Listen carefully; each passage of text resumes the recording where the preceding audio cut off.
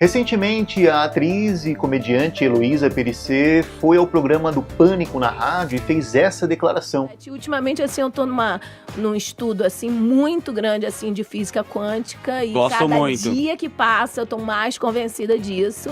Então, eu faço um estudo da Bíblia, que a base é essa, com a física quântica. Cabala. E baseado na doutora Caroline Leaf, que tem livros maravilhosos, como Ative Seu Cérebro, que eu recomendo para quem quiser uma boa leitura, e que fala justamente sobre isso e que bate completamente com a Bíblia, que não é o que acontece na tua vida com você, é como você se posiciona em relação às coisas. E você, acredita no poder do pensamento positivo, na lei da atração, e sabe como que a física quântica explica tudo isso?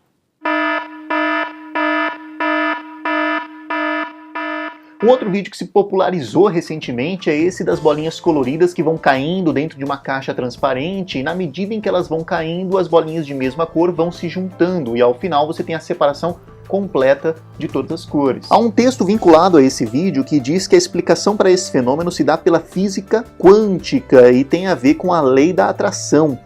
O texto diz o seguinte: esse é um experimento de física quântica que mostra o quanto o nosso pensamento é feito de energia. Note que cada bolinha tem a sua própria energia que se revela na sua cor e no som particular que produz. As bolinhas de mesma energia se atraem e se juntam, e assim as cores vão se definindo. As bolinhas vermelhas se juntam com as vermelhas, as azuis se juntam com as azuis, porque não são apenas cores, são energias. E assim é a vida e assim é o pensamento. Não se deixe atrair por pessoas negativas, pois isso revela a sua negatividade. Seja uma pessoa positiva e seja atraído por coisas e por pessoas positivas. E isso é fake, meu amigo.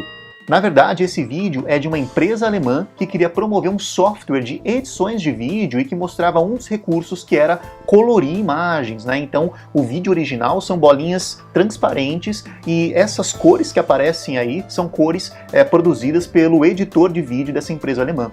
Mas é claro que algum picareta se deu ao trabalho de falar que isso é um fenômeno quântico, quando na verdade, obviamente, não é.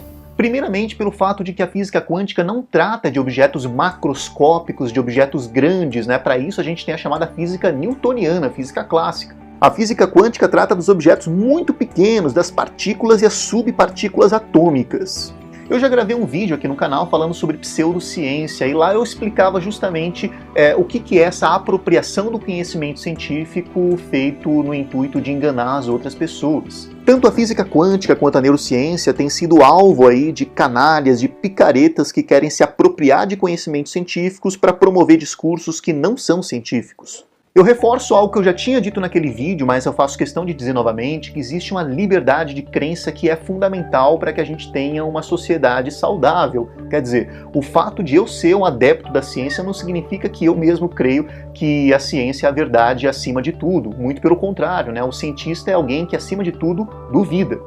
E eu zelo, acima de tudo, pela liberdade que as pessoas têm de acreditar naquilo que eles fazem bem, né? Então, se uma pessoa acredita na astrologia, no esoterismo, no misticismo do tarô, mesmo no Papai Noel, e eu não acredito nessas coisas, eu zelo pela liberdade dessas pessoas de acreditarem. O problema se dá quando essas pessoas convertem esses discursos, que definitivamente não são científicos, como se fossem científicos, no intuito de enganar outras pessoas pelo fato de que elas desconhecem a ciência. A Heloísa Périssé, por exemplo, provavelmente não quis enganar ninguém falando o que ela disse na rádio, né? Muito pelo contrário. Ela é uma vítima, ela foi enganada por alguém que usou do discurso da física quântica para tentar provar algo que não é da física quântica. Eu vou mostrar para vocês aqui um livro que é o livro clássico utilizado nas graduações de física e que provavelmente toda pessoa que se formou em física leu, se não ele inteiro, pelo menos uma parte, que é o Física Quântica, do Weisberg e Resnick. Esse é um livro que mostra como a física quântica foi se desenvolvendo desde o final do século XIX, com Max Planck, até as primeiras 4, 5 décadas aí do século XX. E dando uma folheada rápida nele, você vai se deparar, por exemplo, com expressões como essas daqui.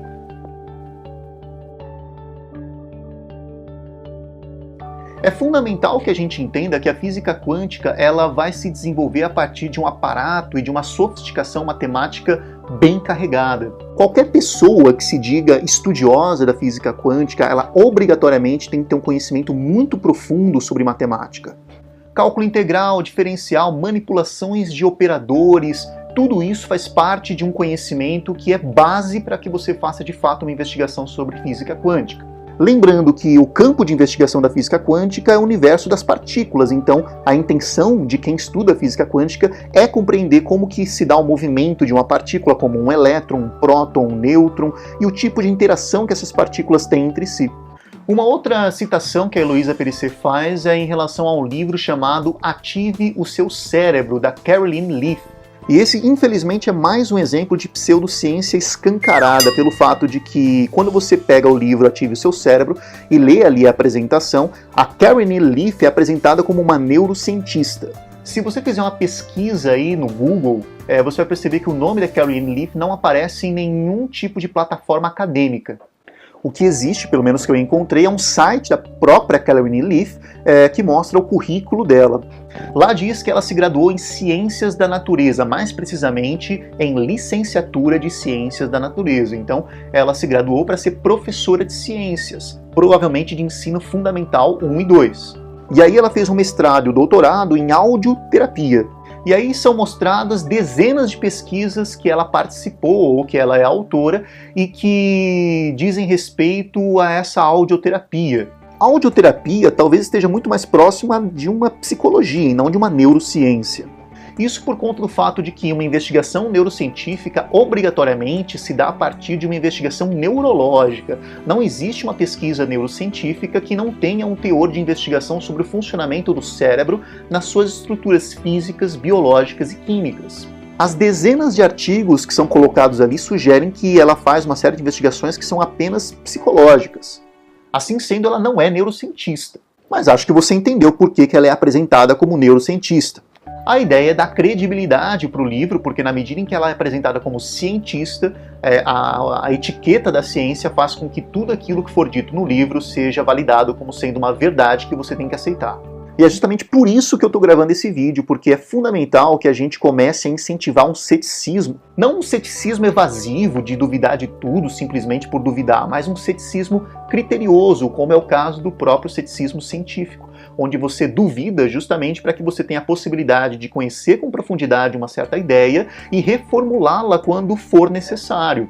Eu reforço que eu não tenho pretensão nenhuma aqui de parecer o dono da verdade, de dizer que eu estou certo, os outros estão errados, e muito pelo contrário, novamente eu digo que é fundamental que haja liberdade de pensamento, de crença, e eu defendo isso veementemente. No entanto, liberdade de pensamento e de crença não significa liberdade de canalice, liberdade de picaretagem, quer dizer, você não pode enganar as outras pessoas dizendo que o seu discurso é científico quando ele não é. Para terminar esse vídeo, vou contar aqui uma historinha, né? Dizem que há mais ou menos 30 mil anos, 2 homens estavam na floresta, na savana africana, quando se depararam com um leão. Um deles correu, porque ele era o pessimista, ele desconfiava de tudo, ele não acreditava que nada fosse bom, enquanto que o outro ficou parado, olhou para o leão e viu no leão um amigo. Ele se aproximou do leão e pensou, esse leão vai ser um aliado meu, para que nós dois, juntos, prosperemos aqui na África. Sabe o que aconteceu? O otimista morreu. E você, eu, todos nós, somos descendentes do cara que correu. Portanto, o pessimismo faz parte da nossa natureza. Negar esse pessimismo é negar a nossa própria natureza. Isso não significa que o otimismo não tenha sua importância. O otimismo é fundamental para que a gente tenha um engajamento, para que a gente consiga ir além, para que a gente se arrisque e consiga explorar novos territórios, novos pensamentos, novas ideias. No entanto, o pessimismo é fundamental para a gente conseguir guardar aquilo que nos é único, que é a vida. Como diria Humberto Gessinger, é preciso unir o otimismo da vontade e o pessimismo da razão. Sentir com inteligência. Pensar com emoção. Tchau.